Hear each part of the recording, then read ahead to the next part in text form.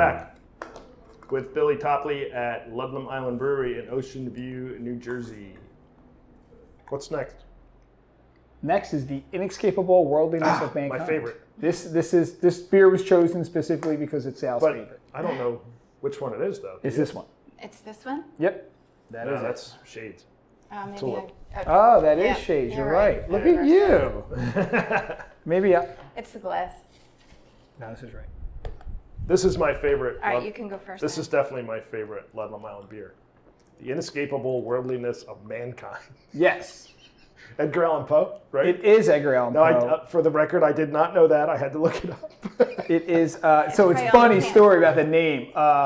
So it uses El Dorado hops in it, almost exclusively, the majority of them. And when we were trying to come up with names, we were reading the poem a lot, and Brad again, his name will come up a lot today, and he came upon a criticism of the poem, like a critical writing of the poem, not bad critical, just a critical. Yeah, a criticism. Sure. And the guy had said that the poem showed the inescapable worldliness of mankind, which to this day I still ponder once in a while and think about what that's supposed to mean. Like, it's got to be. Not only is it my favorite Ludlam beer, it's one of my favorite beer names because it's so random. It was kind of like a shout out to like Tired Hands, how they were coming out with like really lengthy names at the time. They've kind of shied away from that, but like kind of like ridiculous beer names that people come up with. So it was a little bit of that. We've since learned, and we have a video coming out soon that explains why that's sometimes a bad idea. Not consulting your other departments, like your sales department and your tasting room staff. It's like, I don't want to say... sales department. I can't say this name to anyone, you know. Poor Mike. Yeah, well, it was Doug at the time. Yeah, Doug. I remember Doug. Yeah. So we have a funny bit. No, you got. Let me tell you, you gotta do the right thing for the sales department. Absolutely. And it was, yeah, but it is a great beer, and it's interesting because this starts one of my like arguments with people. What's a pale ale and what's an IPA? Like, where does that line draw? How do you draw that line? A lot of people draw it with ABV. I think this drinks like an IPA, and the only reason it's not is because it's 6.5%. 6%. It's a very gray. 5.6%. It's a very gray line. Well, that's what I mean, because like, you know, this is, what's this, 5.8? 5.8%. So like it's a pale ale, but this drinks like a hazy IPA. Well, the original IPA, we don't know the original IPA, but of all the beers in the world, the one that's closest to the original IPA is Bass Ale.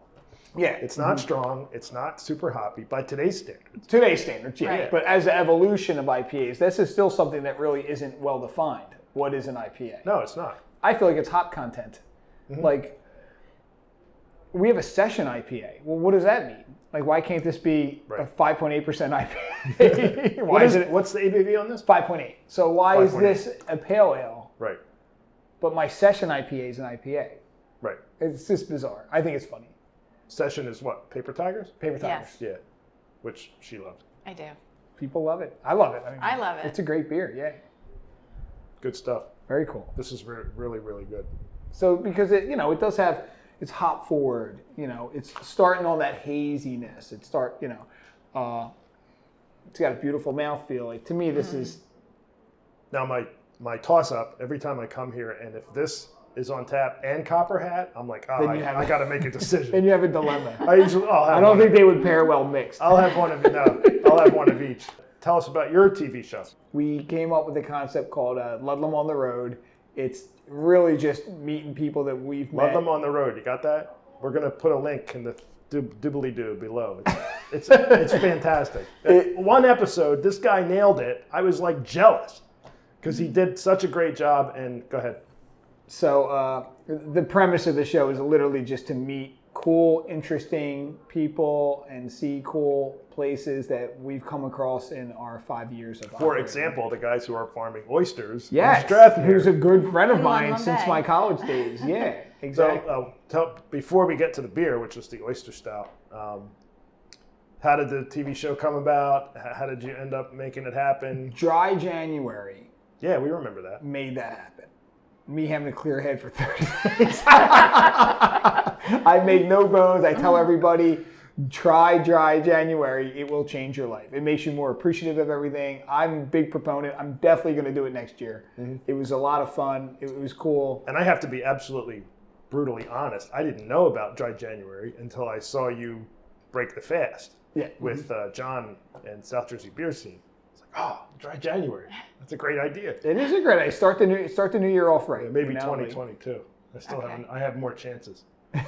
So Dry January, you're thinking. I was just, it's something that like, you ever have something just gnawing at your brain? Always. So that it was that period of, stone cold sobriety really led me down the path of making that happen, become a reality. So the background noise became foreground noise, I guess is the best way to put it. Right. So I was able to put it together, put a team together, write a script. Mm-hmm. And perform it. Well, I'll tell you a funny story. This is, and I'm not trying to blow smoke up your rear end, but when we saw it, I said I was like, man, I can't believe how good it was in terms of story. Like it was a story and it was narrative and it was funny, and I thought it must be that kid he hired to do the video. And then I saw you later and you were like, you wrote it. I'm like, oh my God, what does this guy not do? He's like, he wrote the thing. He owns the brewery. He's like, he can do anything.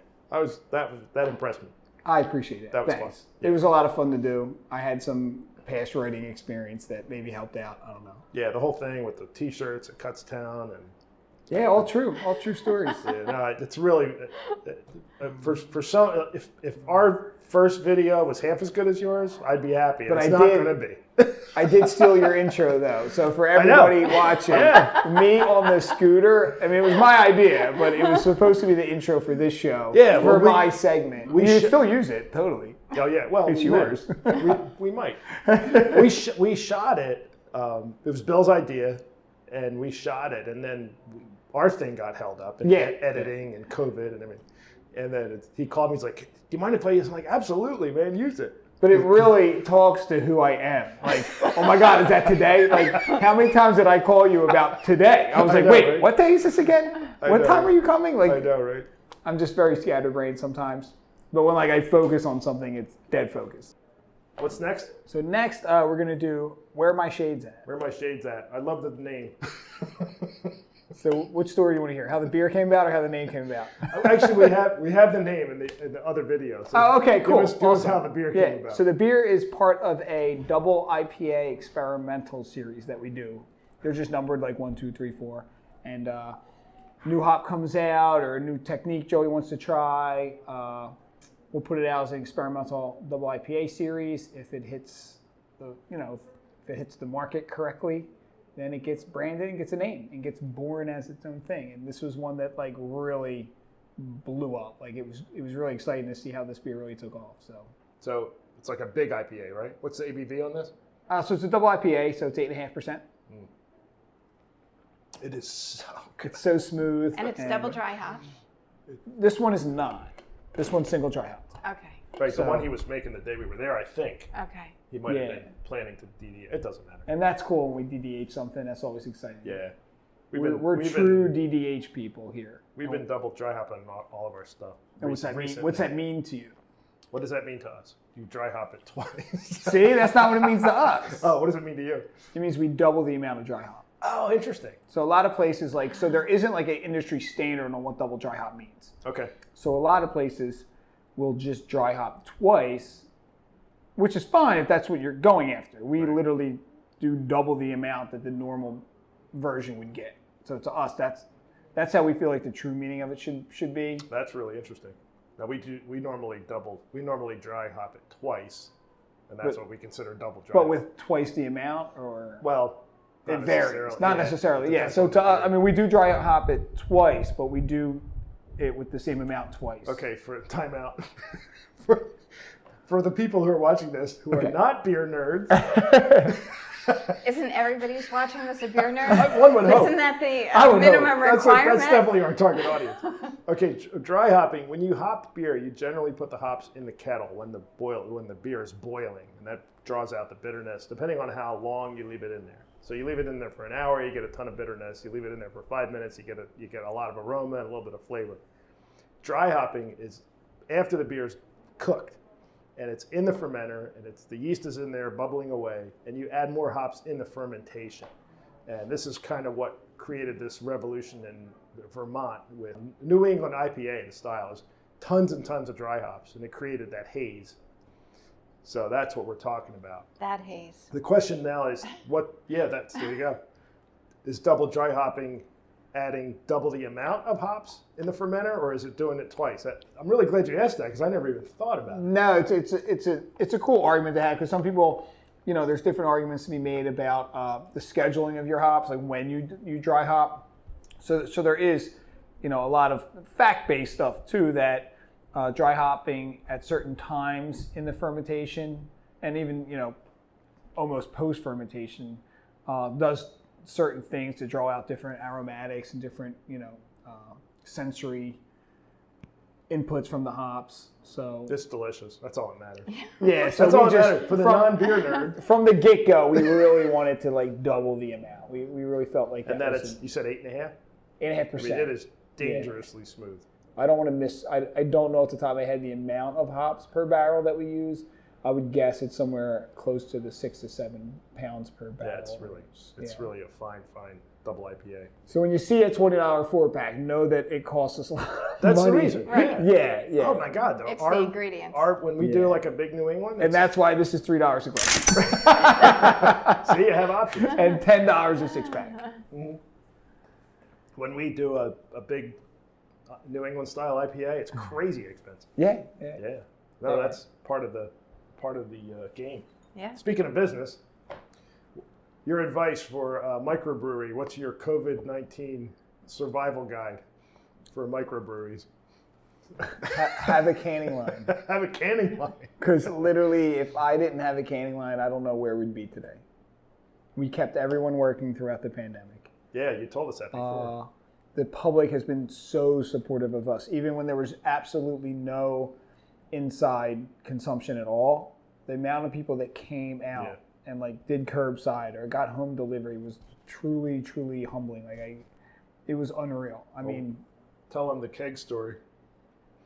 We were one of those people that. Yeah, I was trying to remember what day it was. I think it was March 13th. It was the last day that you were going to be open. Yeah. And we bought a keg. Oh, well, a sixtel. Yeah. Not a full keg, but a That's sixtel. a keg, yeah. And we thought, this will hold us over the 2 weeks till this COVID thing gets under control and the brewery's open again. So unbelievable. It didn't right? get us through coronavirus. Yeah, it was. Now that was for you. That was serendipitous because you had put in the canning line before COVID, correct? Oh yeah. I mean, as I often say, luck played a big part, and we had the canning line the May before. So we had a canning line, but I know a lot of breweries that didn't, and I know a lot of breweries locally that didn't. So we helped out where we could. So then what happened was there was a big crowler crunch where you couldn't get crowler cans. Well, I rarely do crowlers anymore, but I was sitting on a lot of them. So we sent them to a lot of local breweries close to us that we're very friendly with, just to get them through and try to do everything we could for them. You don't want to see anybody struggle. No. That's cool. It is cool. Is it still is everything working? I know that it's very intricate and Rube Goldberg-y, the canning line. Ours is rock solid. Yours is- ABE canning out of ABE beverage out of Lincoln, Nebraska. Okay. Amazing machine. You have Amazing. you have it dialed in. No. Nice. We have a Joey. You have what? A Joey. We have Joey. He's our secret sauce. No, but seriously though, it's an amazing machine, and we looked at a lot of them before we bought. Joey's secret sauce on a lot of stuff in this brewery. Yeah, I recommend anybody who wants a canning line to go check him out because He recommends Joey. Yeah, go find your own Joey. But when you see them in operation, you know which ones are well engineered and well crafted. It's pretty obvious. So we're really happy with the machine we got. don't want to get too nerdy, but that's nerd. that's pretty nerdy. That's next level. Yeah. Actually, we're gonna come back. We're gonna come back with cameras when you're canning Oh, you should. That's because Yeah. it's all the stuff. It's mesmerizing. Yeah, it Like, is. when we first got it, it's like we're just staring at it. Yeah, like it's fun because we've been the volunteer can helpers here. No, you were. It was one of those terrible nights where I Yeah, you can totally work this. You can totally work Friday, Sal, if you want. This coming Friday? Totally. Oh, okay, now we're talking. We're short a guy. Like I wasn't crazy about my job anymore at that point, and he calls me at work one night and he goes, "You'll never guess what I'm doing. I'm filling in on the canning line at Ludlam." Oh, that's right, because it was a total accident. I can't go over because I'm at work. I stopped in here, and you're like, "What are you doing right now?" Like right now, it was a Friday, and I was like, "What are you doing Yeah, right and now?" Why don't I remember He's that? Yeah, like, I'm good. I got a couple He's hours like- to kill before I pick up Beth He's at like, work. "Can you help us can?" You're like, "Can you help us?" And you were I'm loading like, the cans, yeah, right? I'm in. Yeah, that was fun. Yeah, it was a total accident. That's right. Yeah. See, I wouldn't have even remembered that. Oh, well. She has the steel trap memory. Cool. The more beer I drink, the less I remember. What? Affects your hearing too, right? I forgot I had a little extra in this can. Yeah, you do. This is so much fun. I tried to be kind. If only this were my job. Right. Oh, I think we're out of time. I don't even know why that went off. We're not. That was your alarm clock. I don't How know much time why we that have went left? off. Yeah, well, it's a good time to break anyway. Okay. Is it though? I thought it was early because we It just is started early. on. Yeah, we just started on this beer.